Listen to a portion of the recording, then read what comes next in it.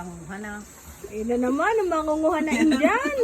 Isang sako nga na pagbili namin, samantalang may tindahan doon sa aming katapat. 2 sako. Ang nakuha nung Ilang puno gayon? isa.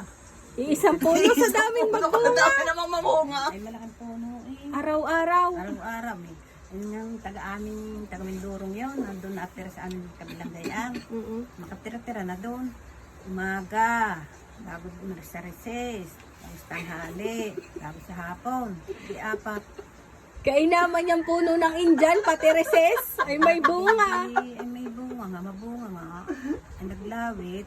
Hindi ganyan pag araw-araw ay di mauubos. Kinabukasan ay wala na. Hindi, meron pa yung mga suloy-suloy na Papanguhanin bubot nyo pa. gayong kaliit. Mga Ay, di bubot. malaki na. Kinukuha. Sa kinabukasan na, laki na ng kaganito. Ay siya. Kabilis ko lang lumaki. Ay, malaki. Anong inilalagay nyo Kahit doon kahit pataba? bubot. Anong pataba? Oo, nakasikreto. Ba't Pinili kayo? namin inagay ko. Sabi ng mga iba, lagyan daw ng pataba yung Baka yun ay anting-anting ha?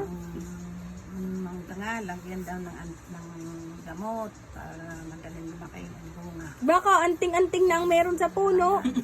Bika, bilis lumaki ng bunga. Sadya, malaki. Meron pa sa reses. Meron pa sa Sakwan magaling ang lupa. doon.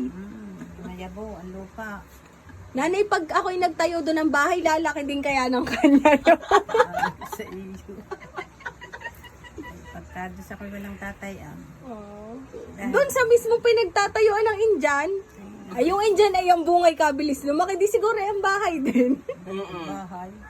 Di papa